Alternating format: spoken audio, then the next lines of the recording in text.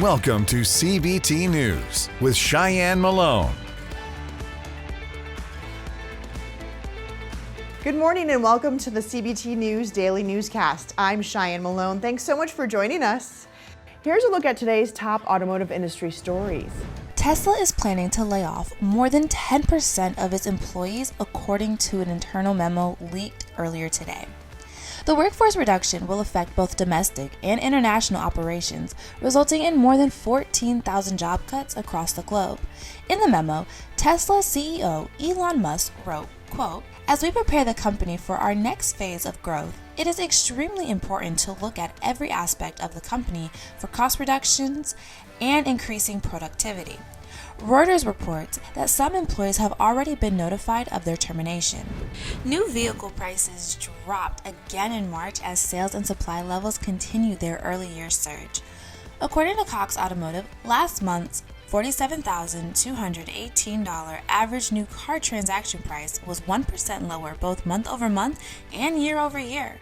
Out of all factors, incentives had some of the most significant price cooling effects during the period, accounting for 6.6% of the average transaction price in March.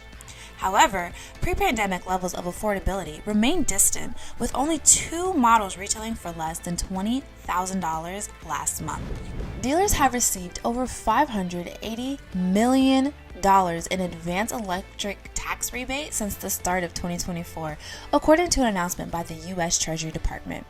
Roughly 100,000 customers have taken advantage of point-of-sale tax credits this year, the federal agency reported, serving to boost EV sales despite a reduction in incentive eligibility. The news comes several months after the U.S. introduced a new system allowing buyers to receive their EV tax rebate at the dealership, giving them the opportunity to apply their credit as a down payment on their purchase. A surge in inflation anxieties has taken a toll on the stock market, with the Dow Jones Industrial Average losing much of its year-to-date growth over the last week. In March, inflation grew faster than expected after showing signs of a cool down in the later half of 2023, placing doubt on the Federal Reserve's plan to cut interest rates as early as this summer. Gas and energy prices have contributed heavily to inflation this year, with conflict in the Middle East significantly reducing the odds of a recovery in the near future. Don't go anywhere. We'll be right back with Carl Brower, Executive Analysis at IC Cars, to discuss why EVs are depreciating so rapidly. CBT News is expanding its reach like never before and is launching in over 70 million broadcasting households. Whether you have Roku, Apple TV, or a mobile device running on Android or iOS, you can now enjoy our engaging, in-depth interviews with dealers, automakers, trade associations, best-selling authors, motivational speakers, and so much more, whenever and wherever you are. Simply search CBT News in the App Store of your smart TV.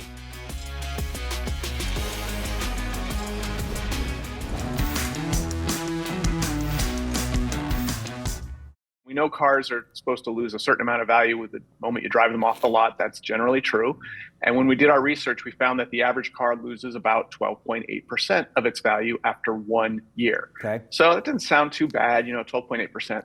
But what we also found were there were cars that lost far more than that, like multiple times that amount. And these are cars that are losing 25, 35, 47% of their value after 1 year. Ouch. In the case of the biggest offender, so to speak. Yeah. And that particular vehicle was the Mercedes-Benz EQS sedan. And after 1 year, it had lost 47% of its value, which was the equivalent of $65,000 after 1 year. Ouch. Yeah. So that's a pretty painful stat to look at, especially if you're one of the people who bought that car. And as you noted, the EVs are kind of all over this list. Like 5 of the top 10 fastest depreciating cars after 1 year are electric vehicles on our list here. So it doesn't really bode well if you're interested in buying an EV. Maybe you better look at the 1-year-old ones and let someone else take that first hit. Why do you think that is? Do you think that the used market is just not sure as to how to appraise these vehicles? Because it can't be that people are turning them in because they're garbage, right? They're all great cars.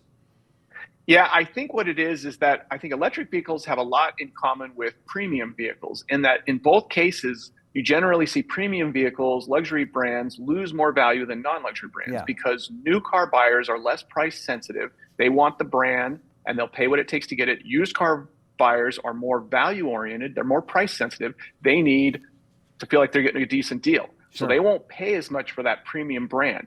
I think the same thing's happening with EVs. I think electric vehicles are bought by a lot of the same people who buy premium brands. They want an EV, they're willing to spend for one. And then the used market is far more practical, far more price sensitive. And they're like, look, I'm not buying an EV unless it completely works for my lifestyle and I feel like I'm getting a decent deal. And that means that you have to price them a lot cheaper than their new price before used buyers will step up. And you can watch this full interview right here at cbtnews.com.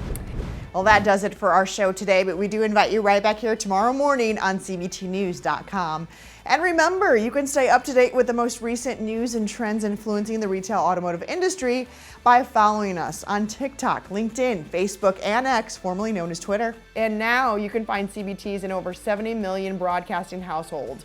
We're on Roku, Apple TV, Android, and iOS devices. Simply search CBT News in the App Store on your smartphone or device, and you can watch our programming whenever, wherever.